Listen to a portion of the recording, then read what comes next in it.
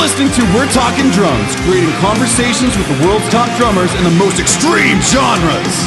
This episode is brought to you by Los Cabos Drumsticks, Canada's #1 choice for drumsticks.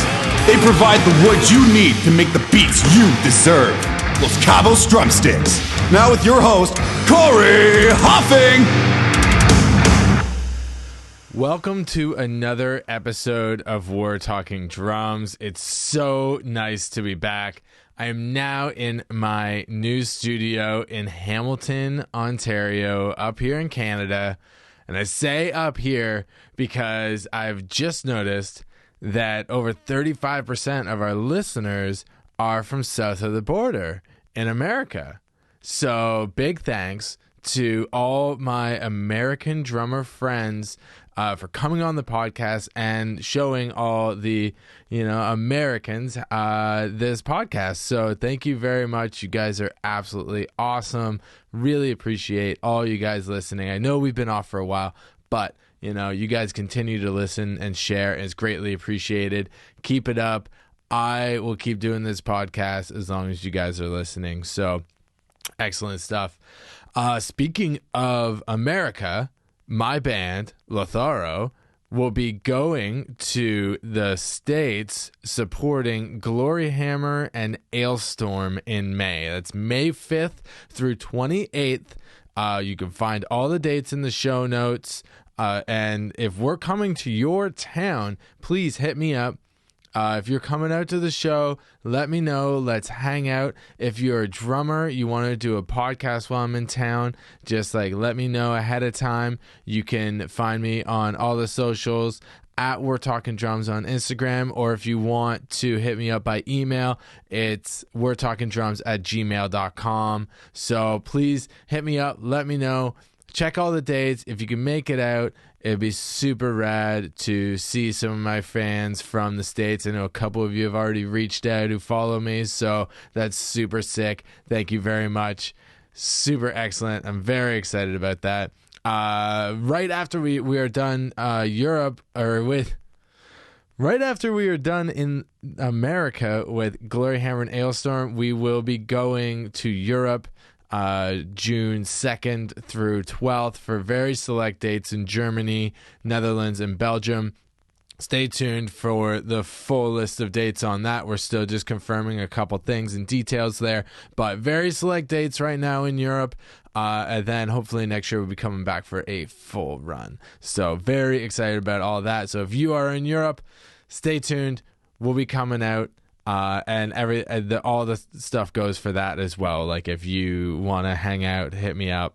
It'll be a super fun time. I miss my German family. You guys are always so amazing. So very excited to see y'all then. Lastly, in the Lotharo land, we've been so super busy. We have a new record, but other than that, we will be starting up a podcast as well. I'm very excited about it. It's something new, just getting to do a band chat. So if any of you guys are into that type of podcast, make sure you stay tuned. Follow us on all the socials. All the links to this will be in the show notes. So make sure you check it out. A couple weeks, we're going to be launching it. So very excited. That's all I'm going to say on that. Next, I just want to give a big thank you to the sponsor of this podcast, Los Cabos Drumsticks. You guys are absolutely amazing. Best sticks in the world, in my opinion, and they are Canadian-made, Canadian-run company. Very small. Phil and everybody there have done such an amazing job. I've been with the company now for a decade. 10 years I've been with Los Cabos, a part of the family, and there's no other stick company I'd rather play for. I personally use the White Hickory 2Bs. They are my favorite on the road in studio. I absolutely love them. I know guys such as Dave McGraw, Bryce Butler love the Red Hickory line. A lot of those guys that are heavy blast beaters, death metal guys, love the durability of the Red Hickory. So make sure you go pick yourself up a set of Los Cabos drumsticks today and try them out for yourself. Okay. Whew. Enough of that. Let's dive into today's podcast, okay? My guest today is Mike Cotton. You may know him from Celtic folk band, the Steel City Rovers, or his Iron Maiden tribute band, Maiden Canada. Me and Mike go back a long way. We've known each other for about 10 years, and he was the first one to introduce me to Los Cabos Drumsticks, and we get into that, and I tell the tale of how all of that came to be. So it was very awesome getting to catch up with him. It's been quite a long time. It's been quite a long time since I've seen him, and it was very, very excellent. We talk about the diversity in the venues that the Steel City Rovers play, how they just recently came back from Ireland and did a run over there, and they also have played with symphony orchestras, which is a very different feel and vibe, and he explains how different that was in a performance than just playing with the band.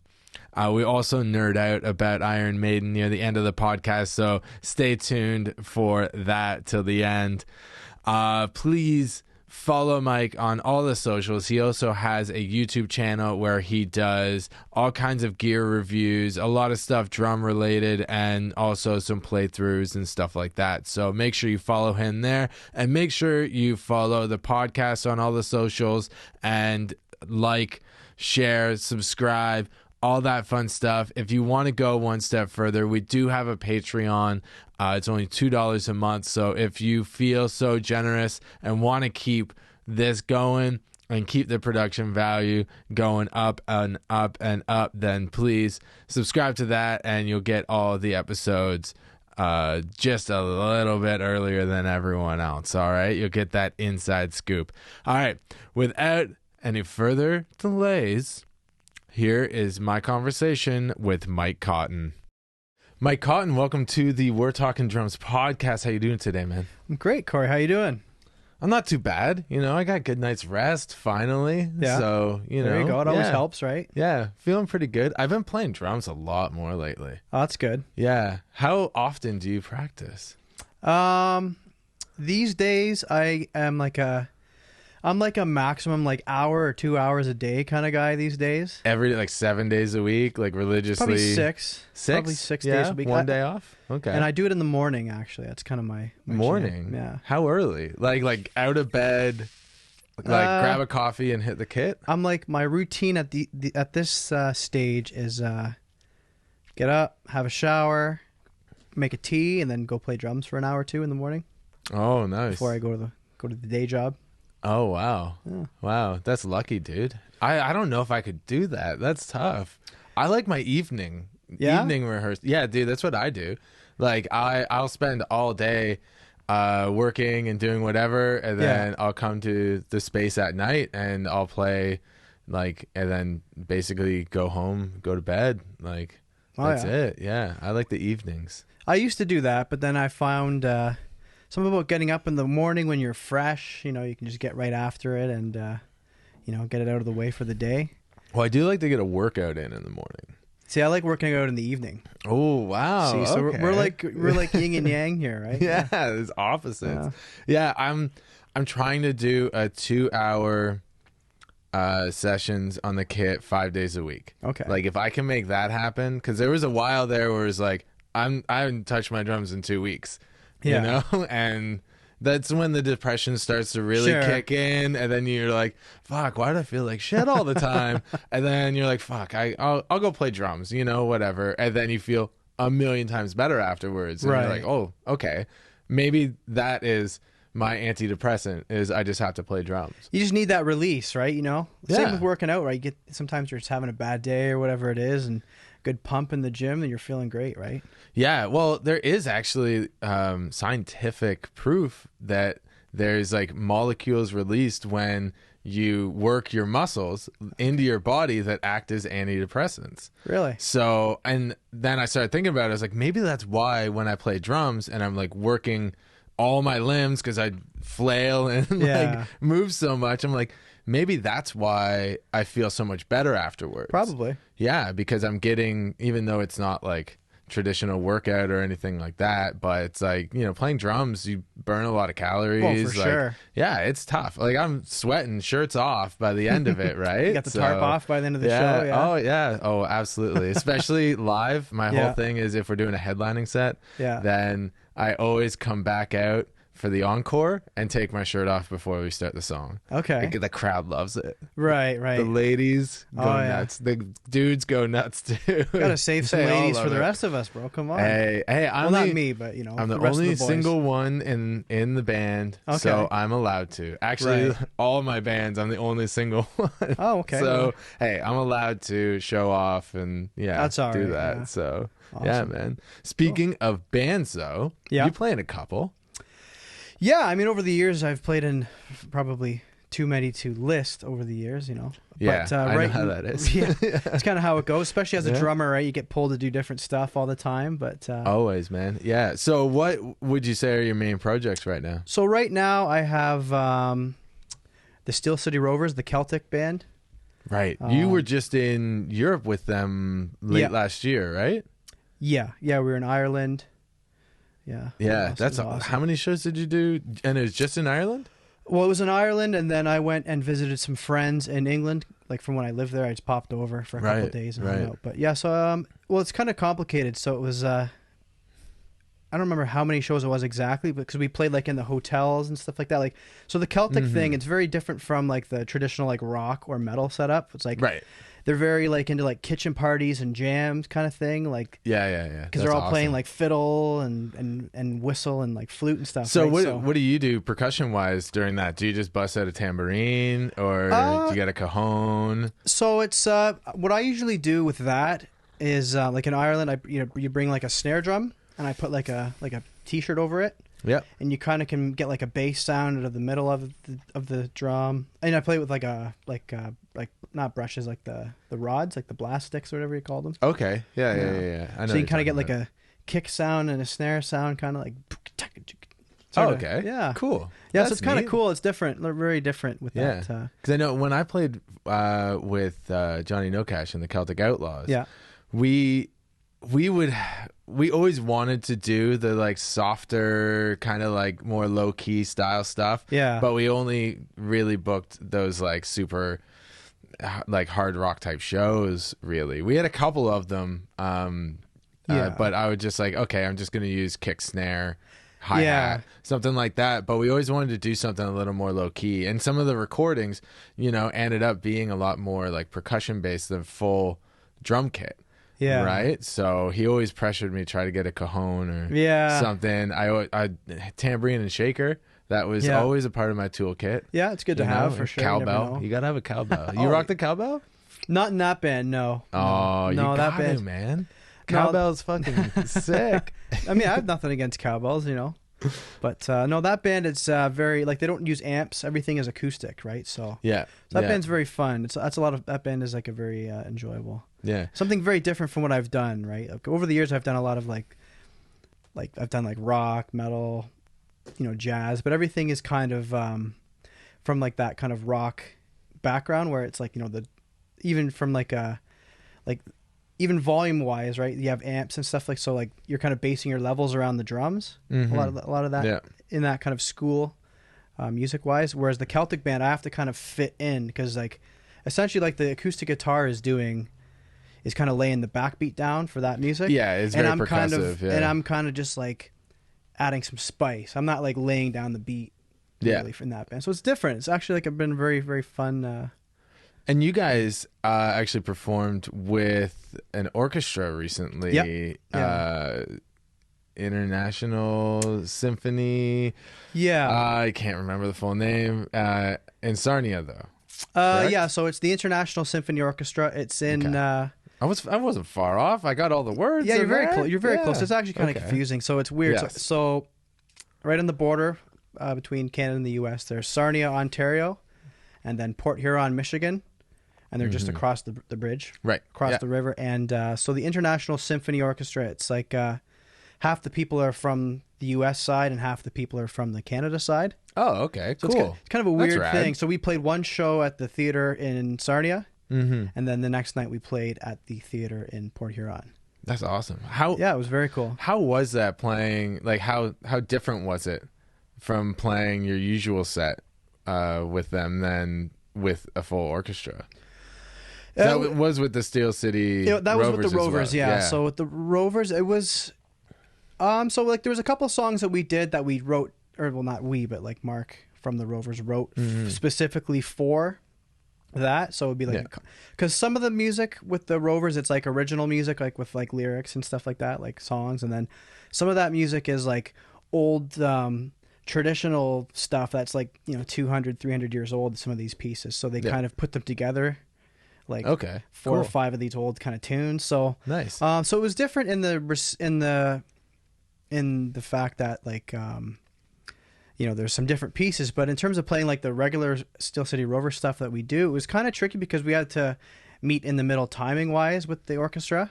Right. Okay. Because if you listen to like an orchestra, they won't play like metronomically like tight to like a grid. Everything's very fluid, right? So there's a conductor that's conducting them. Yeah, he keeps the time for everybody, but it's very like up and down as far as very your much BPMs so. go, right? Yeah. So and that's the thing too. We have to kind of like watch the conductor because he's keeping everyone in line. But also with that too is he's also like he's not just dictating like a metronome type thing. Like he's also like there's like you can tell he's bringing it up or bringing it down, or he'll be like dictating to like the string section in the back, like you guys come up more, and there's all these like gestures that they all know from the symphony world that they're all okay, that means this, right?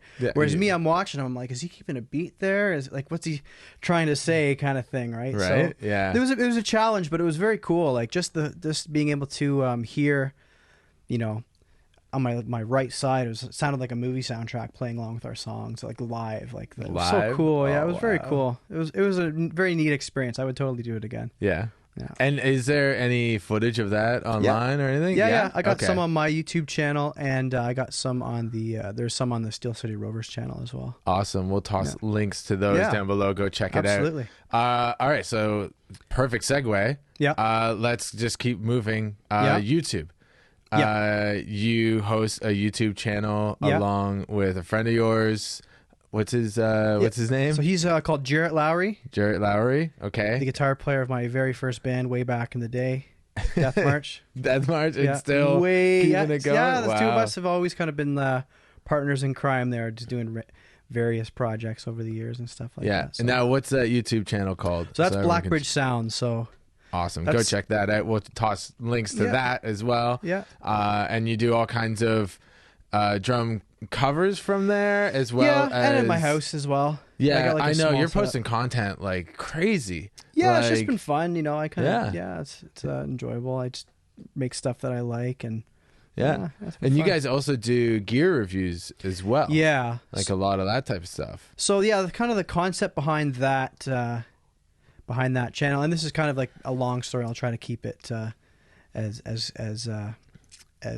brief. Yeah, as brief as I can there. But so that one, it kind of came about. So when I was growing up, my dad ran a recording studio here in Hamilton. Oh, sick. So my dad was like an engineer, drummer as well, but like kind of mainly an engineer. And he used to record on ADAT, if anyone knows what that is. Oh, yeah. And at some one of the point, first recordings I did were to ADAT old as school. well. Yeah. And he was recording on 2-inch as well. So he had the studio in Hamilton. He's since passed away, but some of the old gear was kind of laying around, was left over from when he had the studio. So like the old mixing board, the old Alesis X2 mixing board that we still have, we kind of took all that out to Jarrett's place in Waterford because he built the studio in his basement, kind of designed it and stuff. And cool. That's sick. So it's kind of like part of like my dad's studio still lives on with some of his old gear, and part of it we've built ourselves. So it's kind of like a cool little combination of everything. Yeah, it's pretty cool. That's awesome, man. And none of us are like, the whole concept behind that channel is like none of us went to school for engineering or anything like that. Neither one of us essentially neither one of us know what we're doing with engineering. So we don't know what we're doing, but these are our thoughts. Well, pretty much, because a lot of times you go on YouTube, if you want to find gear reviews, you'll have here's a review from let's say Glenn Fricker, Spectre Sound, whatever, right? Yeah. So if he's reviewing a piece of gear, like let's say it's a drum mic pack, and he'll make it sound amazing, right? Mm-hmm. But then there's also like 30 years experience in there that the average person watching these gear reviews doesn't have. So it's more like the idea of the channel is we're like giving like we're like peers of the people that would be watching more so than like we're teaching them something. It's kind of like we're, exactly. Like here is it in the practical format, and this is what we think, and then you can kind of make up your mind. Yeah, the results that we get out of a piece of gear are similar to what the average person would get, because if you get like a review from some super professional engineer guy, there's 30 years experience probably there's X amount of dollars in other gear that it's all running through, so you're not going to get the similar results. So well, I've noticed that too, like even with seeing guitar plug-in companies and stuff like that. I know it's a drum podcast, but and they'll be like, oh yeah, like listen to the tone you can get, and it's in a full mix and everything. I'm like, yeah, but that's a fully mixed by a professional. Like what does the raw tone actually sound like? Like all these like commercials and ads and everything, they just show you like the best possible outcome. Yes. Right? When it's like, is it that good? Like, come on. Yeah, right? It's kind of, it's not like misleading, but it's kind of misleading at the same time in a way, because it's like the average Joe is not going to get that sound necessarily in their basement or their second bedroom or whatever. Even with drum plugins, like MIDI drum stuff and everything, when they do these demos, it's like, oh yeah, this is it fully mixed, and it sounds incredible because they went through and did all the detail work. When the average person, say a guitar player who wants to just do MIDI drums for a demo he has, it's not going to sound as good because he doesn't understand how the velocities work as well as a drummer might, and you know, everything like, or even a drummer might not understand in a plug-in format how all of that works to make it sound natural. Right? Like dynamics, and which is basically your velocity settings, are the biggest part of how to make those MIDI drum packs like sound really good. You know, other than that, it just sounds like a machine. Exactly. Nobody's a machine. Like, no, and it's hours and hours and hours of a learning curve to get to that level. Years to get to that level, right? Of like what these professionals are kind of doing, right? Right. Yeah. Oh yeah, big time. You know, like most people don't like start even really making a living until like 10 years in to a career in audio. Yeah. You know, it takes that long to fully grasp everything. Yeah. So it's, there's a lot to learn. It's really nerdy stuff. For sure. I had some conversations in the last week with some people, and it's just like, wow, I need to be more of a nerd. Oh, like, there's so I need to nerd out a lot more. There is so much to it to record. It's like an endless. Well, drumming is the same. There's so much to it. You're never gonna like, I know everything. There's a never ending curve, right? And that's why, even for me, like, my partner at the studio, Jarrett, he's the one that kind of handles like the engineering side of things more than, like I was saying, like more than myself. I'm more of like the idea guy. I'm the video editor, but he does all the audio. You do video, eh? I do all the video editing on that. So yeah. Awesome. Yeah. Yeah, because I'm not like mixing and all that doesn't really come naturally to me and all that. Whereas Jarrett, he's kind of more. That's more his personality kind of thing. But like, well, it's great that you have a matching pair. Like you got the video editing stuff down. He has the audio side down. Yeah, that's totally great fit. Great fit. Like he's more of I would say he's more of a technical guy just in general in life. Yeah, and I'm more of like a creative.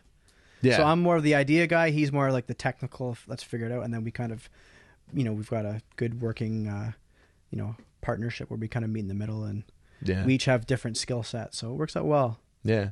I saw the one of the most recent videos that you guys posted on the EAD 10. Yeah, and your little review, like, does the room matter? And it's like, kind of not at all. It's kind of perfect. Well, like, for that, because that microphone sensor is right on it's right there, inches away from the snare, inches away from everything. Yeah, because I use that a lot for live with the Iron Maiden tribute band. Just for monitoring, or so we run like some tracks and stuff with that band, like intros to songs, and there's a couple of things where I there's just a keyboard pad So Yeah. Maiden doesn't use a click live. No, obviously not. Or no. Maiden doesn't use a click in general. Yes. So, but no, like, they don't anymore. No. well, they never did ever actually. Even way back in the they day, never ever. Maiden has Right? never used a click. Well, yeah. I know now that they, ever since I want to say it was Dance of Death, Yeah. they started recording everything live as a band, all live off Yeah, the floor, yeah. and then they just like dub in some vocals and solos.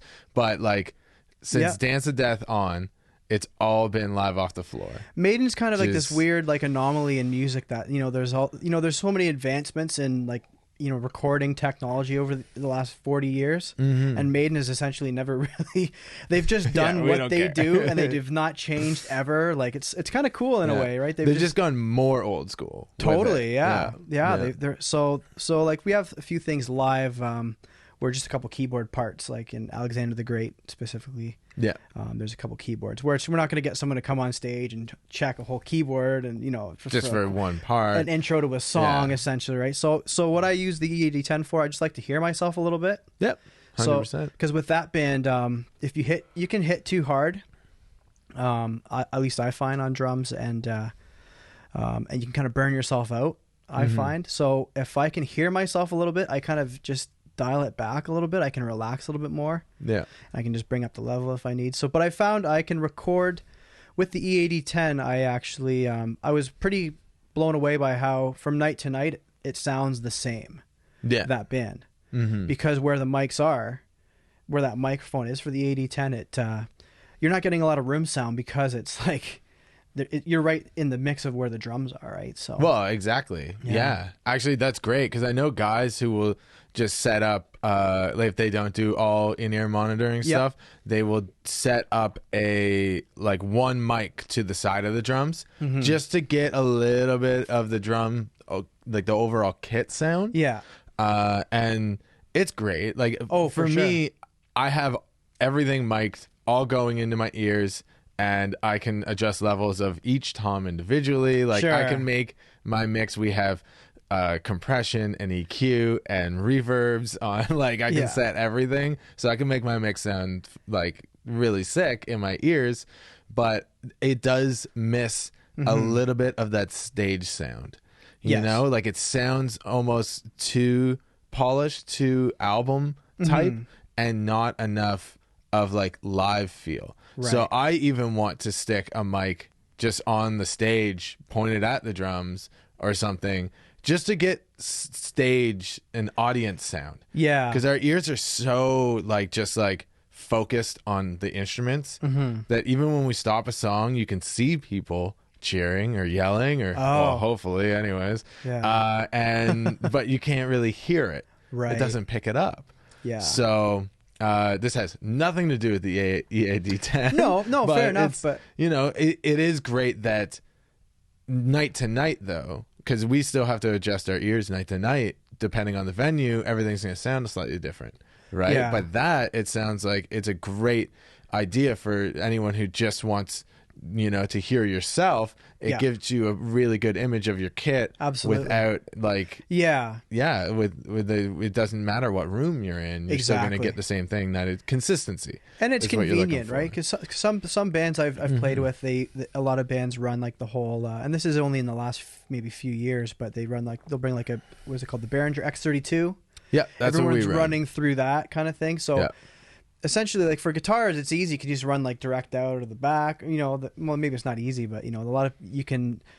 Guitar technology is kind of like there's ways to get like that signal easily to everybody else, right? Whereas drums, it's like you can have that EAD10 and it just direct out of the back into whatever your mixer is, the X32. Yeah, Or, you could just do. Or Yeah. you could. I used to use a little like 8-channel Mackie. I think Oh, it's yeah. a Mackie mixer. yeah.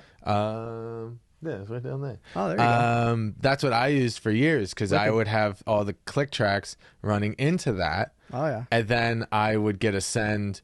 Either I just unplug the monitor, the drum wedge, and Yeah. just plug it right in. Yeah. Or I would get a send from front of house, plug Right. it into there, but then I'd always have my triggers for my kicks going directly out. There's 2 outputs, so one goes there, one goes to front of house, Okay. and then I send my clicks out of that or Yeah. like the sample side to front of house as well. Okay. So it was a pretty bare bones simple setup compared to Yeah. like what we're running now Okay. with all the in-ear stuff and rack. And dude, it's hard because we're doing a flyout gig in April 15th. We're playing Hyperspace Metal Festival in Vancouver, Oh yeah. and we're like, You got to really condense what you're bringing. Yeah. that's the thing. We're kind of lucky right now because at first we're like, wow, like we're gonna end up spending like so much money just on baggage because we have to bring all our in-ears, our whole rack, everything. Because like now we're reliant on the setup. We don't use amps. Oh. We don't use like anything like that. The guys use like a little Line 6 HX Stomp pedal, and that goes directly in. That's their guitar tone. You know, Really? everything's digital. There's you no know? amps on stage, eh? No amps on stage. None. So we're like, fuck, what do we do? Because we have two big cases that we have to bring at 50 pounds each, you know, and like that's our whole rig. But for going out and playing, you know, like a 30-minute set in Vancouver, it's a lot to haul around. So luckily, our good friends in Lords of the Trident are touring out, and they have the exact same setup as us. So we you don't can have plug to, into theirs, kind of. So yeah, we're just gonna create a scene based on their outputs or inputs, and then load our scene into Yeah. their X32. We just plug everything in. Yeah. Away we go, and then we have all our mixes that we create here, live there, Yeah. and it's beautiful. I love it that every band, like a lot of bands, are switching over to this, so it's just universal. Yeah. You show up with one unit, every band just loads their scene into it. That's switch pretty the scenes sweet. over. Like, dude, it's so sick. That is going to Yeah. be it is wild to see, like, even since I've started playing live and now, like, just the advancements in technology that's available is pretty phenomenal. It's pretty Dude, wild. it's insane. Yeah, it's crazy. I love it, and I also hate it. Oh, for sure. For sure. Because for us too, like we're playing big stages, small stages, like Yeah. everything. The small stages really suck for the setup because there's no amps on stage. If you're right up front, you're just hearing drums. Oh, right. Yeah, I guess. It's cool for me. Right. It's fine for me. Like Yeah. I don't care. Like the people get what they want, what they came to see, and that's Yeah. me shredding drums. But you know, for the guitar solos, it's like take a couple steps Yeah, back. You know, yeah. When I saw you guys live, I had a good mix, but I'm too old to be at the front of Right. metal concerts these days. Yeah, So I was at the back. I had a good mix, so yeah. it sounded good. So everyone coming out to shows, stand at the back. Well, or in the middle. Or in the middle. Depends. Just don't go right up to the front. It sounds terrible up there. Unless you or anybody who likes drums, which should be basically all of you. Yeah. Yeah, Anyone come to listening the to this front. podcast, Yeah. probably, yeah. Yeah, pretty much. Yeah, I've talked to a bunch of people, good friends of mine and stuff. Are like, yeah, why would I listen to your podcast? It's I don't care about drums. I'm like, it's not It's more about hanging out, right. And that's why this is fun to just sit here and then shoot the breeze about drums. Yeah, We've it is. never a lot really, about drums, we've known so. each other for a long time, but never really spent never really done this, had like a full hangout session. So Yeah. it's kind of nice to. I actually, speaking of, I wanted to talk about the first time that I think that maybe we had met before. But Okay, the yeah. first time we really had contact that I recall Yeah. was 2012 Yeah, Opera House. at the Opera House. Yeah. You were playing for Aetherborn. Okay, yeah. And my band Crimson Shadows. We were both opening for Dragon Force. Yes. And that was Dragon Force vocalist's first show. In Yeah, it North was right when America. he joined. Yeah, the new guy. The first North American show, he had like strep throat or something like that Yeah. too. I remember it was like a big thing backstage and everything. And we didn't talk all that much, but we kind of kept in contact after Yes. that. Yeah. And then fast forward, that was I think October Okay. to I want to say it was June or July of 2013. I was going to play Vakken for the Vakken Metal Battle. Yeah. And we started talking again, and then you brought up Lost Cabos Drumsticks to me. Did I? Okay. Yes. Yeah. You did. I remember where I was when we were kind of messaging each other, and you're like, dude, you gotta try Los Cabos drumsticks. They're so sick. It's a great, like, small family run company, blah blah blah, all this stuff. You know, they'd probably love to have you on board. Yeah. Because you were with them at that point already. Yeah, I remember. Yeah, when you mentioned that to me before, I looked back through our old conversations there through Facebook. I scrolled back and I was like, oh, that's wild. Yeah, I kind of had no recollection of that until you mentioned it. Yeah, and that kind of that was like a big thing for me, because I went out, I bought a couple pairs, I tried them, I loved them, got in contact with Phil, and ever since, or no, it was a different artist. It was a different guy. It was a guy named Matt at the time. I remember that. Right. So I remember this. It kind of came back to me after you mentioned it before. I was like, okay, yeah. I remember. Well, first off, I was like impressed. Like when I saw you guys play at that show, I remember it was a very impressive show. So I was like, oh, that's cool. And we were keeping in contact there, and then that kind of came up. And I remember just sending Matt an email, being like, hey, this band's cool. I think they're gonna do well, and you should sign this dude or whatever kind of thing. And so yeah. Oh, thanks, so I'll get man. I'm still waiting for my residual checks here. For yeah. Well, you take that up with Phil. Take that up with Phil. You know, Phil, if you're watching, just. I'm waiting for mine, man. So hey, you know, I take Venmo and all that. Yeah, PayPal. It's all. I'll just take some free sticks. You know, there you go. At this point, no, that's cool. That's wild. How things 10 years later or 15 or however many years it is now. Yeah, because I know as soon as I got back from Talkin is when I quote unquote signed the deal with Los Cabos and been with them ever since. And dude, it's been the greatest thing. Like now I'm also with Mapex, but like that, like having your first endorsement deal is like you don't forget that, you know, the first time that you actually get a message back from a company that you love playing their product, and they're like, yeah, we'd love to have you on board. It's like, me? Really? Yeah. Oh, it's like, that moment is just like, wow. It's a cool thing. And, awesome. And especially for sticks, right? It's like the kind of thing that it's the part that it's something that you go through them, right? Like drums, it's probably less of a, not less, I shouldn't demean it in any way, but it's. I would say with drums, the biggest part of it is getting them around. So the best part, look at that amateur hour over here. Oh my God. Okay. That's all good. Professional. We're professional. That's all good. So the biggest part is like getting them around. And so I've flown out to Montreal to record. Yeah. And Mapex is like, okay, we have this kit waiting for you at this music store. You just got to pick it up, and that's it. And then when I go to Europe to do a tour, they're like, okay, we work with these backline companies. Just you contact them, and you'll get it all set up. And then the same thing when I'm going to the States.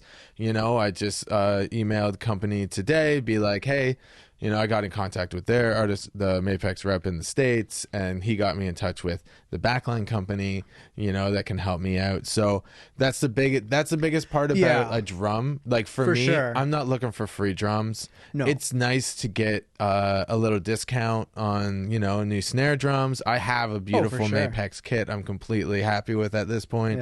It's just when I'm traveling, not having to worry about like, well, how am I going to get my kit to that first show? Because our biggest thing right now with this tour in May, which I'll be touring with Lotharo alongside the bands Ailstorm and Gloryhammer. Heard of them. Dates below. All of the United States, May 5th through 28th. Come hang out.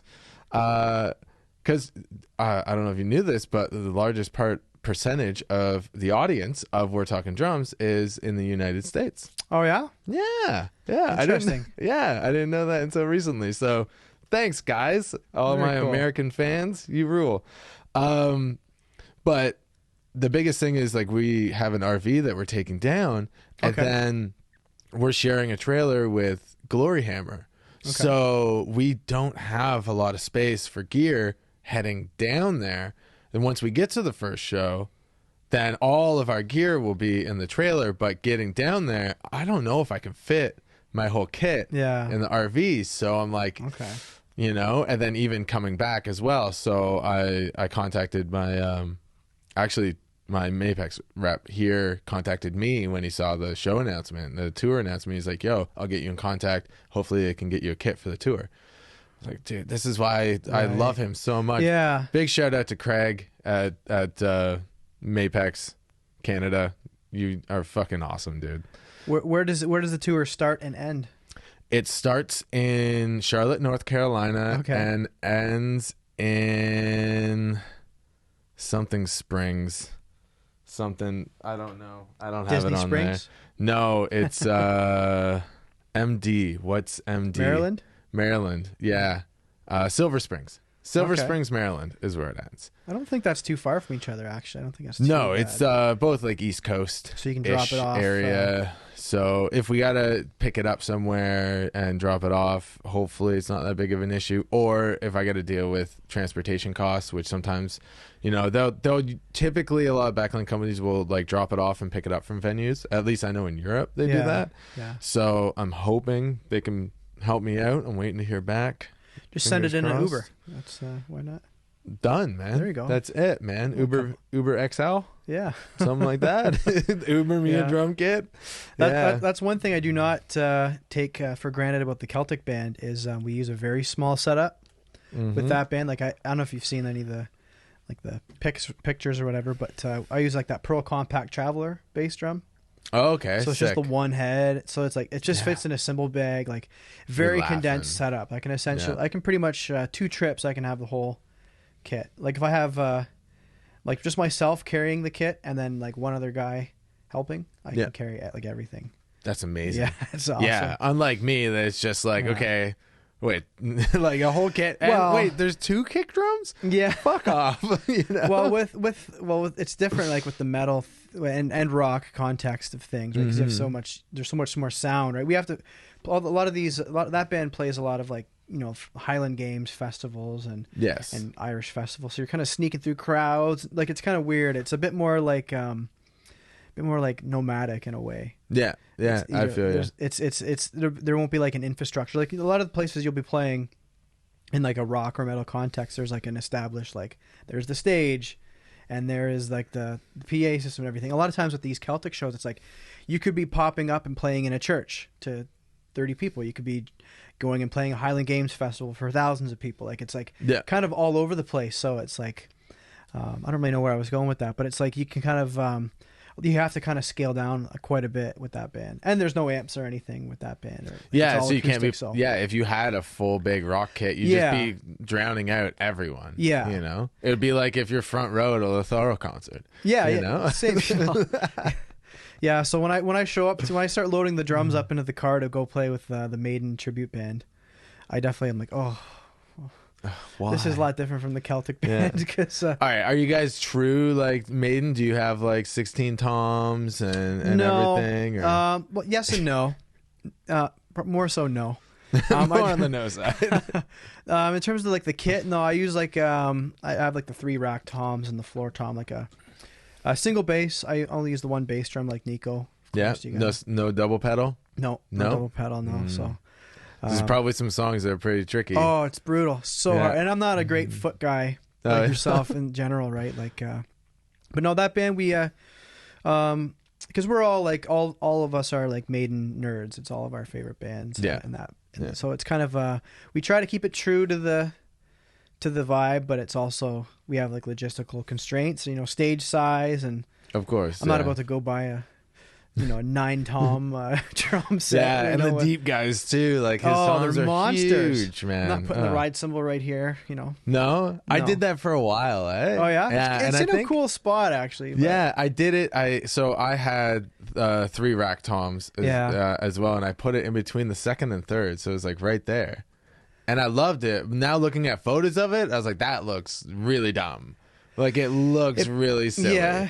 You know? Like I know Mike Harshaw used to do a Harshy, similar yeah. thing, but it was beside the third one. So it was still off to the side, but it was Yeah. up higher. I don't know if I don't think he still does that, but he did that for a while. I'm not sure. Yeah, he's always kind of tinkering around with different setups. Yeah. His Archie's setups a are great always guy. sick. Yeah, he's got a nice setup. Yeah. I play hockey with him actually. Oh, dude. Yeah. Me and Hershey go like way back, like probably 06, 05 or something like that. Yeah. Yeah, I would say Great guy. because I played, I think the first Crimson Shadow show in Toronto, which would have been in 06. Yeah. We played with Nexus. Were they called Nexus or were they called Lacerated Sky? Ooh, That's like wow. old They school. were Nexus. So I Really, didn't eh? get some. Okay. Yeah, they were Nexus. Yeah. I think I met Hershey in I think it would have been 04, Yeah. Okay. 04, maybe 05. They were called Lacerated Sky at the time. And he still did a drum solo every single set? I think he did. I can't Yeah, remember, but yeah, we were that's playing a these staple. super. Do you remember Supernova? Was Yeah, that, of course. Those course. scam promoter things. Yeah, yeah. Like, this We is never what- did them because we played in a band before that called Swords of Scorn, and that's when we did the Supernova shows. And then once we started Crimson Shadows, we were like, nope, Not doing any more We're of not that. doing that. We're getting paid Yeah. for shows. for anyone- $5, yeah. 5 drink tickets. That's it. Yeah, for anyone listening, Supernova is like this kind of sham promotion thing that Dude, they still exist. they're still around. Not okay. No way. No, not Supernova, but companies like, Like that? Okay. I know there's one out of Toronto that I won't name names that Sure. operate out of one specific venue Okay. that still go on the Supernova type of system. Right. So we'll talk afterwards. Yeah. I don't want to call them Yeah, out no, here, for but, sure. mm, But no, they would get a lot of these younger high school bands to sell tickets and then pay them essentially nothing. There'd be 20 bands playing these shows. It was fun, but it was a competition too. yeah, it was like You a battle won of the bands. stuff. It was like a battle Well, of the you- bands. If Yeah. you won, what you would win was you get to go to the next round and play the next Well, show. no, a lot of times it was Was it? recording time and stuff Oh, like was it? that at Oh. this shitty studio with an engineer that didn't want to be there. And Right. it was just the worst possible, Right. it's like, oh, you get 8 hours of recording time. Yeah. And I know now it's like, wow, we can set up and tune a drum kit and get tones in that time. Yeah. If we're actually doing it, it probably takes at least 4 or 5 hours just to get the drums Oh, for sounding sure. right and good. It's like we can maybe record half a song. Yeah. But dude, back then, Yeah. I think we actually won. I think we got second place one time and won 6 hours of recording time. Didn't even follow up on it. Oh yeah, You're just Didn't like, even yeah. bother. We were just fun, cool. We were. I was 5 years younger. I was actually, at one point, I was 9 years younger than the vocalist in the band. Okay. So it was with my brother, who's 5 years older, and his best friend in high school. And so that's when we started the band. And I was the younger brother coming in. I played bass. So Really? yeah. Okay. Yeah. I played bass until about 2 weeks into Crimson Shadows. And then we couldn't find a drummer. We auditioned 3 guys. I think I've said it on the podcast before, but we auditioned 3 different drummers. None of them could do what we wanted, what we asked. And it was just the simple ducat beats that Right, that kind what of thrash basically what Dragon Force would play. You Okay, know, yeah. those 200 BPM Yeah. bomb blasts, double kick, and then those fast thrashy beats. And So no you- one could do it. So Really? So you were always able to kind of do that, at your well, if that came naturally to you? yeah. Oh yeah, I knew what I had to do. I understood the concept of it. I'd listened to the music for so long, and I, was writing the music. I knew what the beat needed to be in my head. It was just fleshing it out on the kit. I played for a hardcore band for a little under a year at that point. On drums or bass? On drums. On drums. Okay. Yeah, it was just a fun partycore band. We actually had some small label contracts in the works before Okay. the band kind of fell apart, and we're supposed to do As they Canadian do. tour, and but it was I was just out of high school, but it was end of high school for the rest of the band. We formed while they were in grade 12. It's a high Right. school type of project that kind of when everybody went opposite ways, like, Yeah. you know, is what it is. Super fun. And I'd love to get together with those guys and make music. Oh yeah. But I 20 don't years know. later, 15 years later, Dude, right? seriously? Yeah. I got together with a guitar player like when I got back from Europe, and, you know, we were hanging out. It was like, just, Yeah. you know, great times, man. I love those guys. I love them That's to cool. death, man. That's cool. But yeah, and then I just started playing for Crimson like right after that. So Wow. I was like, I have to play fast. So all my technique went out the window because I'm like, I just got to play fast and on time. That's it. So You know what though? I think that if anything, I think that probably helped you, because like if speed was such a, you know, priority for you that early in the game, that was your focus, was trying to get as efficient as possible, probably, right? yeah, I don't know how I did it, Yeah.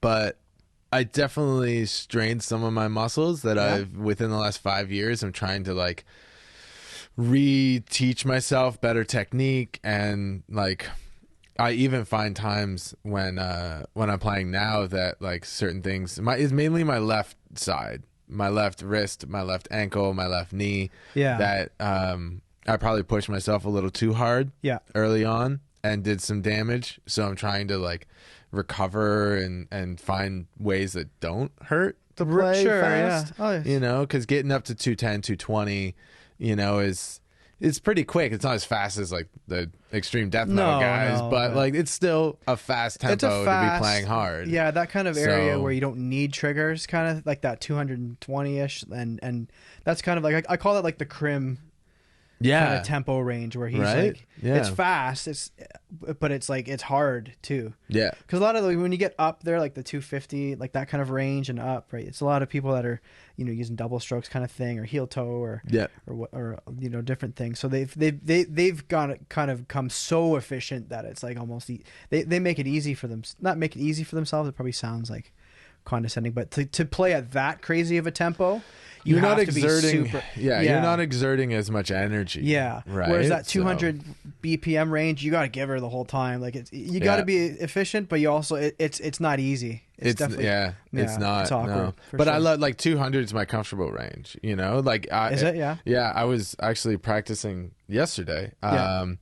And I'm curious if you have a practice routine, but I'll tell you what mine is, and I used this years ago. Yeah. When I was there was this band called Starkill that from Chicago, and they had asked me to possibly do some touring for them. Their drummer couldn't do it. Okay. And we were good buddies, and I was like, I think so. Like the time is fine. Like going away and touring is fine, but like there's some of their stuff was fast. Yeah. Like 240, Yeah. you know, like range. And I'm like, I don't know if I can play it. And they're like, you'll be fine, man. You're good.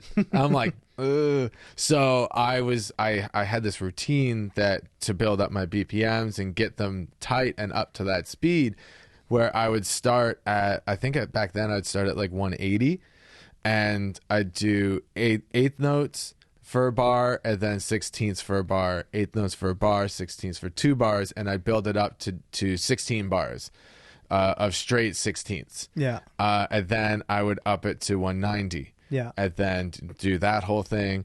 All the while as well is I would be switching my hands while I'm doing the 16. This is the biggest thing that I found was when you're doing straight 16ths, instead of just doing like a simple like half or whole note on the snare, switching up your hands. Right. You know, but keeping your feet consistent, because it's always those changes that I found my feet kind of stumble. Yeah, and it's kind of a lose it. balance thing, right? Right? Yeah. So as you're playing, every bar, every 2 bars, switch what your hands are doing. You know, go into a blast, or go into like your snare on the ands, or, you know, something like that every other bar, but keep your feet consistent. So I would do that up until I get to 240. And like some days I would max out at 210. Yeah. You know, I'm like, okay, I'm not getting there.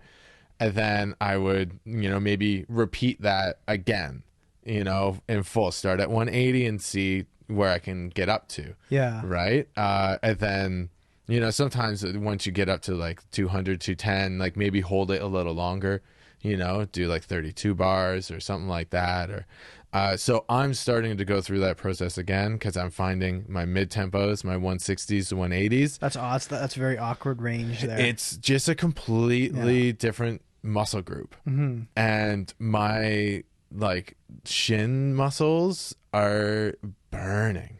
And some of my calf muscles that I haven't really been working, and I just sit there and I do I'll hit it like I'll start at 140 even, and then I'll do 2 minutes straight of just 16ths.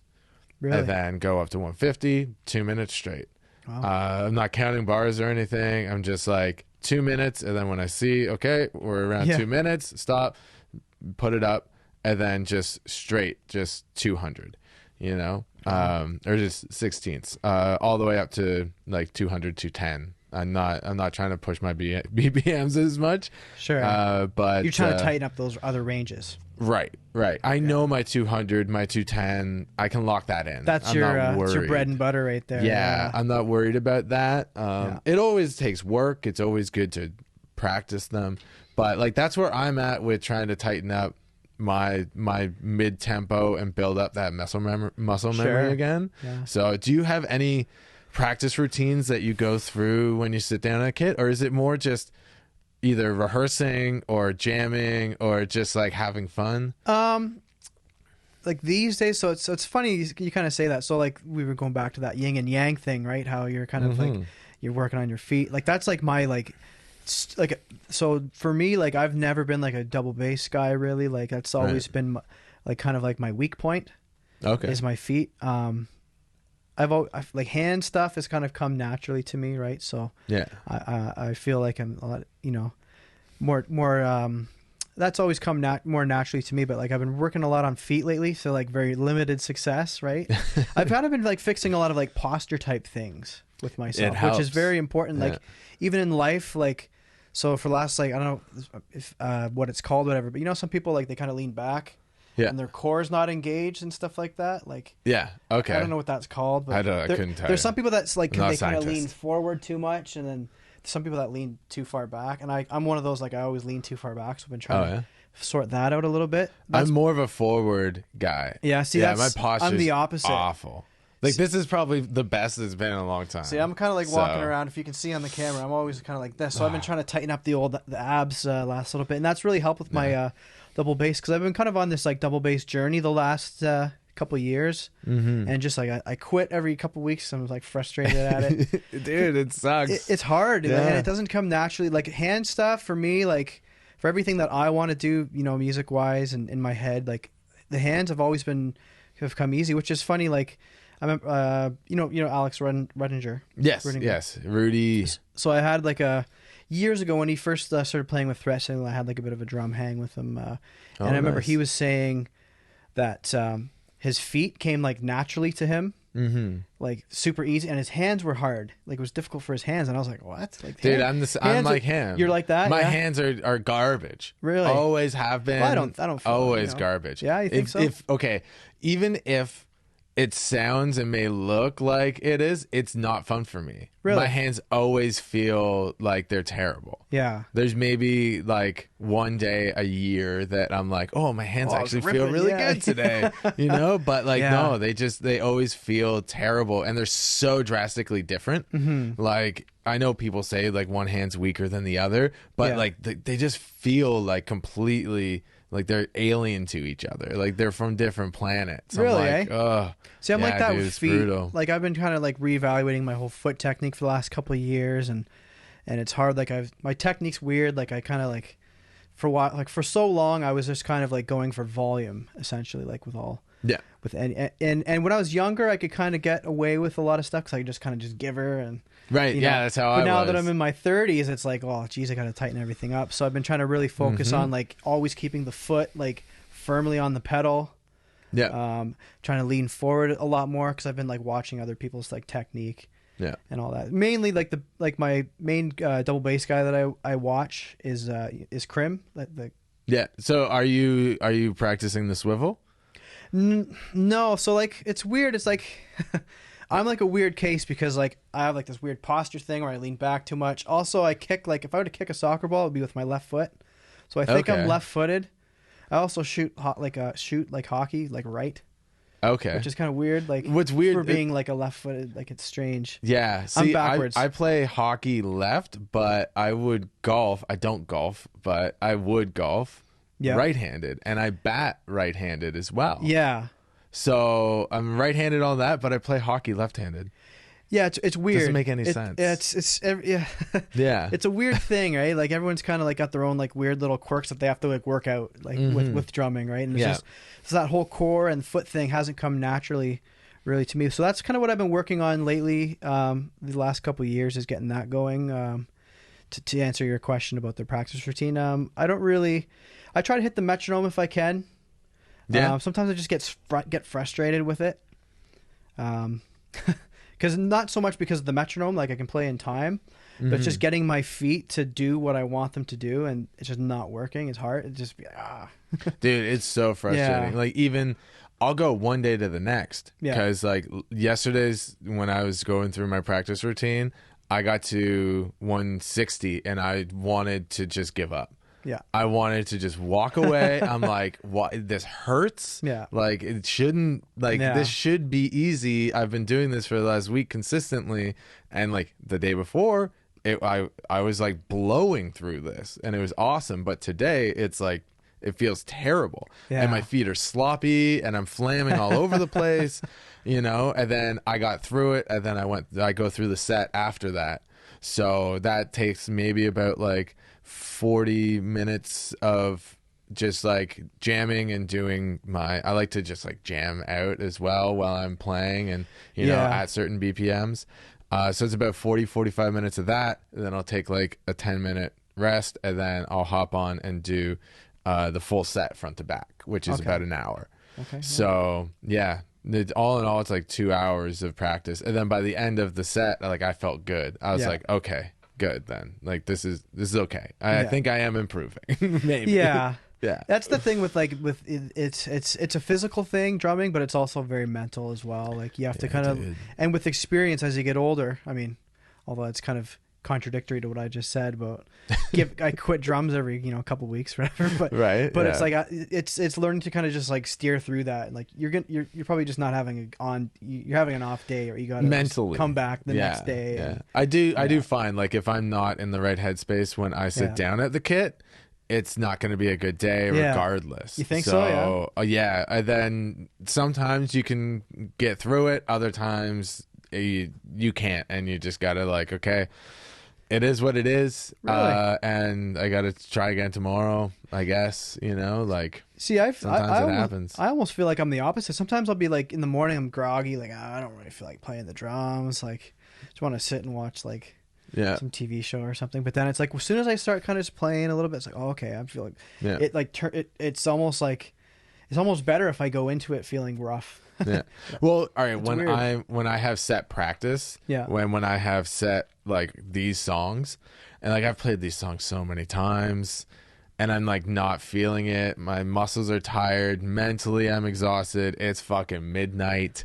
Like I just want to be in bed, and I'm like, I gotta play this song again. Yeah. Like I know this song. It's fine. I can skip it. But no, it's like no, I have to play it because I have to get this muscle memory in. So when we go on the road, I don't have to think. I don't have to do anything. My muscles do all the work for me. You know, put in the work ahead of time, and you're gonna perform that much better on tour. So you just have to do it. But like I don't know. Like for me, if I sit down and I'm just like jamming, if I just can come up with melodies in my head and just play, I have a great time. And it's super fun. So sometimes when I sit down and I put on that click at 140, 150, I'll play, like not worry about doing practice or anything like that. I'll just jam by myself for 10, 15 minutes. Yeah. Get in the groove, get a little warmed up, get loose, start feeling a little better about my playing. Yeah. Hopefully not drop any sticks or hit myself in the face. Hopefully, it helps if you don't. Yeah. Right? That's the most frustrating thing, man. Yeah. But I'll do that before I start my practice. Right. And then I'll end with a little bit of that as well. So you start and end with something that on just a positive, chill on a positive note. Yeah, note, that's right? smart. That's smart. Yeah. I usually start like I'll just kind of play some some chill songs like at first, just to get everything loose and just try to be as loose. And then I start kind of working on whatever I'm working on, whether it's learning material for gigs or just working on like speed or whatever. Yeah, but I should probably finish with some chill stuff too. But yeah, man. Sometimes I get off the kit, I'm like, oh, it sucked. What am I doing? Yeah, dude. If you ever feel that way, just like I don't know, just put some Disney songs on or Disney something. songs, dude. I love the Frozen. Yeah, those are some serious like soundtracks. Yeah, back when I was streaming drums on Twitch, I'm gonna start doing that again soon. Oh yeah, but yeah, I would just do Disney songs for like hours, man. Put blast beats in them. It's super fun. Why not? Yeah, super fun. They're catchy tunes. Oh, great music. Yeah, that and like late '90s, early 2000s, like pop and R&B. Oh yeah. There so much fun to play, man. Yeah. I love it. Yeah, I love that stuff as well. Dude, yeah, it just takes me back to like grade 7 and 8 like dances, high school dances. Yeah, well, all right, not high school, like elementary school. So you're talking, I guess middle school for you people, but are you talking like Cisco, like all those old kind of? Oh yeah, TLC. Was that the like, thong song? Oh, definitely. That's on your list. Yeah, it's on your banger list. Yeah. No, definitely, man. Nice. Yeah. And Destiny's Child. Yeah. Okay. Yeah. All that. J-Lo. The list goes on, man. I got a playlist that I rock. It's great. Yeah, that's cool. I'll send it to you. It's sick. Yeah, I got a bunch of playlists like on my Spotify. Like I have like you know, whatever. Like I have like Disney songs on a playlist. I have like, you know, I don't even. Trying to think like what was I playing to today? Like I have like a whole Zeppelin playlist, like a bunch of all my favorites like Zeppelin songs, and just like a rock playlist, like all kinds of. I just kind of jam on a certain style. It's fun, eh? Like I jam some Maiden. Yeah, you play Maiden all the time. Well, yeah. Right? Like you got to learn those songs. All right. Do you have one song in the set list that you love playing and another one that you hate playing in the Maiden set list? It's so for that one, I mean, I love playing. I have a love-hate relationship with the song "Clairvoyant." If you know that one, okay, yeah, because I love the song. It's a great song. It sounds so fun to play, but those verses are just hard. Like, I love that beat though. Yeah, it's cool, dude, but it's hard that though. Beat like is it's hard. It's so sick, but but it's like. It's for me that's tricky. Like that's a hard one. So I'd say that's like a love-hate. That's a song that I definitely as much as I love it, it's hard to pull off. I would say right now I really enjoy playing Alexander the Great. Nice. A lot. Nice. That's probably one of the favorites. And that's a long one, right? Very long, yeah. Yeah. Well, it's pretty long and all that. But it's got like the snare drum intro and oh yeah. It's got a lot. It's cool. It's got a lot of, and Maiden themselves have never done it live, actually. Never. Yeah, and it's like it's kind of like a cult favorite amongst the Maiden fans. I think they're gonna do it on the next tour for the first time ever. Wow. Yeah, because they're doing like a tour next year. Or I might have to go see them again for you have to 12th time, I think. Yeah, I'm the same. I'm in the same. Because I saw them at.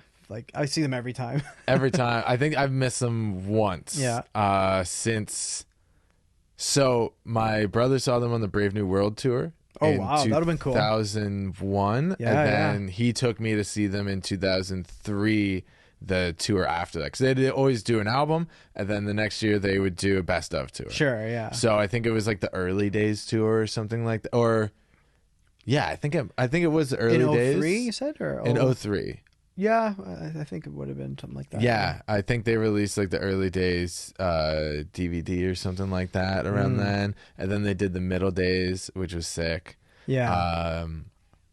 Did you see the Somewhere Back in Time tour that came through? When was that? Like 2010? Yeah, when they recreated Power Slave. Yeah, that was sick. That was awesome. Dude, that was so awesome. Sick. Yeah. They were talking about me on the radio the next day because I got so into it, dude. I was like, it is 1986. Like I got so loaded. I was like, took my shirt off at the end of the night. I was like moshing with people on the way out. You know, Yeah. like it was a riot, dude. I had so much fun, like way too much fun. Yeah, Maiden is awesome for that kind of like that fan service thing. They always have like a cool like angle on their tour, right? Yes. Where it's like, oh, we're doing this album or we're doing this like era. Yeah. Whereas a lot of bands, they just kind of, oh, we're doing the hits. Like Motley Crue or someone comes around that's like, okay, we're just gonna do like We'll do our the big hits for and the it's next like, 7 years. Yeah. Apparently, you I don't know. Maiden, it's like it gives like the diehard fans, it gives them something to like, oh, I'm gonna go see that tour, and they, they're very good with that. Yeah. And that's the thing that's tricky for us as like a tribute band is there's so many eras of the Maiden catalog that it's like picking what songs to play is tricky, because it's like as a tribute we want to play the hits, but we also want to play like some deeper cuts too. Like definitely. it's kind of like it's hard pleasing everybody, because you get like the people that come and they want to hear like just like whatever the standards are. Can I put a suggestion in absolutely. the box for the set list? Yeah. The Loneliness of the Long I Distance want to do Runner. that so bad. I would do that whole album, to be honest with you. That's my favorite album by them. Okay, I think we just became best friends. We are, yeah, dude. Hell yeah. Okay, so I would do that all whole right. record. So I'd let's. love to. I think we've been talking for a while. I can't see how long, but Okay. let's end on, since you play a Maiden tribute band. Yeah. Top 5 Maiden albums. Maiden albums? Albums. Okay. Let's go top 5 Maiden albums, because this one's tricky, and I've asked a lot of people, and they typically get it wrong. So. Wrong? Okay. So that's based off my own opinion. Oh, you're trying to get me to guess your top No, 5? I want your top 5. Okay. Your top 5 Maiden albums. Like in order kind of thing, or are you talking It doesn't just. I'd say even just top 5 doesn't need to be in order. If you want to put an order to them, Okay. then that's fine. Now it changes. It changes from week to week, obviously, right? But Yeah. I'd say number 1 for me is Somewhere in Time. Yeah, that's the right answer. Yeah, So I would number say it changes from week to week. This spot, the number 2 spot, changes. It's either Seventh Son, or I would go Number of the Beast, just because there's so many bangers on Number of the Beast. Like it's a class. It's such a good. So that's my 2 and 3. See, I go Seventh Son. Too. Yeah? that's Just definitively. See, I'm yeah. I'm like that most of the time, but Number of the Beast is so good though too. Like it's hard because they're both. It's so iconic, right? It's iconic, but you'd be. Yeah. I think. I don't even think Number of the Beast is in my top 5. Really? I don't think so. Wow. No. And then I'd have to go. See, I would say, you got to go like Peace of Mind and Power Slave. That's hard. Like in the order, it's like for me, it's like picking like, if I It's pick Power tough. Slave, then I'm getting rid of Peace of Mind, and it's like, Yeah. it's hard. It's like it's like it's a tough choice. You don't want to like ostracize any of your children, right? Yeah, I know, but it's tough. But you need to do it. Okay, I'm gonna go pick it. definitively. You need a Here it goes. It's gonna go. Okay. It's gonna go Somewhere in Time, Seventh Son, Number of the Beast, Power Slave, Peace of Mind. That's it. That's my list. How about you? That's just okay. What do you got? So, Somewhere in Time, Seventh Son, Okay. Power Slave, Yeah, solid. Brave New World. Brave New World is great. That's such a Brave good New album. World is incredible, and that was like they had just released that. Bruce had just come back when I Oh. got into Maiden I as a love that. kid. Yeah. So I was like, Yeah. like that album was heavily influential on me. Same as with a- me. That's when I kind of became aware of it, was 14. around that era. I think I would have been 14 when that album came out. So I was like 11. Yeah. yeah. And then I'm gonna have to go with the original, man. The self-titled. The first, yeah. First Well, album, man. There's some bangers on Dennis Stratton on guitar. Fucking Paul Di'Anno. Yeah. Come on. It's a classic. I Yeah. love it. I know I'm missing one that I'm going to kick myself for not saying, because there's so many good albums, but definitely nothing from the 90s. Yeah, the 90s was tricky, right? I mean, like, you have Fear the Dark, which has some really good songs on Fear it. of the Dark is probably in my top 5 favorite songs. Oh, yeah. But Oh, that for sure. The album, there's a lot of filler. is not Yeah, great. it's- Is Holy Smoke on that one? Holy Smoke's on that. That's a great tune.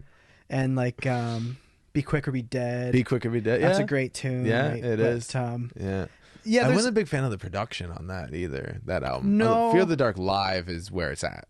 You Yeah, know? I mean, that song is one of the definitive Maiden songs, right? Yeah. But the rest of the album's not as strong. And then even like after like the Blaze Bailey era, there's like the There's a couple sneaky ones in there, but in general, it's kind of like a look down upon era of the band. Yeah. Well, you had songs like Virus that was like, what are you? Angel and the Gambler. Yeah. But then you have Sign of the Cross. Sign of the Cross which is great. Still like, Klansman's good. Yeah. You know, you have a couple like heavy bangers in there. And it's unfortunate because Blaze Bayley is such an amazing vocalist. He's a great vocalist for so his incredible. stuff. Like yeah. the stuff that you he listen sang. to his solo stuff? Blaze? Yeah, he's It's awesome. So good. It's so just good. him replicating the Maiden stuff, like the classic Maiden stuff. He wasn't able to pull it off, a lot of it. Unfortunately, it wasn't like the right fit. Like the stuff that he sang on originally, he was good on. Mm-hmm. Like we play Future Real in our set. Okay. It's like it's a fun song. Yeah, it's cool, right? But and we have to represent all eras, I guess, right? We should guess as a tribute or whatever, right? But no, 80s Maiden only. 80s Maiden's where it's at. But there's some sneaky stuff, like even in the song, even in the album Book of Souls from 2015, If Eternity Should Fail, we play that one live. Yeah, it opens the album. Mm-hmm. It's one of my favorite songs, period. Not even just a Maiden really, song. Yeah. Wow. Yeah. I find the album's not as strong. I think the newest one is stronger. Senjutsu is stronger than Book of Souls, in my opinion. Yeah. Okay. But I have to go give those another listen. I listened to them when they came out, and I was like, you know what? Like, I love Dance of Death. Like everything up to Dance of Death, worst cover I was like, ever, but worst. Is that not? No, there's when digital art just started doing awful. stuff, and I'm like, why? Yeah, it's the worst. It is terrible, but it is a good album though. Phenomenal. I saw that tour. Yeah. Where did you see it? ACC. I think it was, or no, was it Budweiser? Did not come to Toronto, my friend. No, I saw. It did not come to Toronto because I went to Montreal to see it, and Arch Enemy was opening, and I had to go. We went to Montreal because Dance of Death tour was when they released it. It wasn't coming to Toronto, and they might have done a second one, but maybe Dance it wasn't of Death called tour, that tour then. I definitely saw them around that time. Yeah, I'm not sure. Yeah, because that was my second time I think seeing Maiden, second or third. And they weren't coming to Toronto, so we did a trip to Montreal, and Arch Enemy was opening, which was insane. I was a huge Arch Enemy fan at the same time, right? So I was like 17, I think 16 or 17 when that came out. Going to titty bars, it was great in Montreal. Loved it. Yeah, throwing up on the streets. Sorry, Mom. Yeah. I've never done anything like that, No, never. Yeah, that's wild. Yeah, I'm trying to think. Maybe I didn't. I don't know. No, I think I saw was it Dance of Death when they played the whole album in its entirety. I saw that too. Maybe it wasn't that tour. Okay, I don't think they played the whole album in its entirety on that tour. No, I'm thinking of A Matter of Life and Death. Ah, yes. That's the one and they played the whole album, and then the next tour was when they came back and did that. They recreated Power Slave. Right. I think was the tour after that. Yes. So it was controversial. Everyone's like play classics, and Bruce like ripped the guy's like sign up. It was like a big famous thing at the time. Big like thing. Yeah. Bruce gets into a little bit of trouble. He gets himself into hot water, but that's all right. Good old Bruce. Yeah. He's one of the best ever though. Yeah. He really is. He really is, man. You can't argue that. So awesome. Yeah. Well, Mike, thank you very much for joining me. Thank you for having me. Dude. This is fun. This is my first time ever doing a podcast. It's been fun. Thanks, man. Thanks for having me. We have to do it again sometime. Absolutely. For sure. Do you have any shows coming up? Do you have where can people find you on the socials? Yeah, so I got like all the socials going, like on like a Facebook page, Instagram, all that. Mike Cotton Drums is my handle on everything, YouTube and all that. Same with all the bands and stuff. Steel City Rovers, Maiden Canada is the Iron Maiden tribute, and the YouTube channel is Blackbridge Sound. So if you want to, so all links will be in the show notes. Yeah, go check it out. Mike, thanks again. It's been a blast.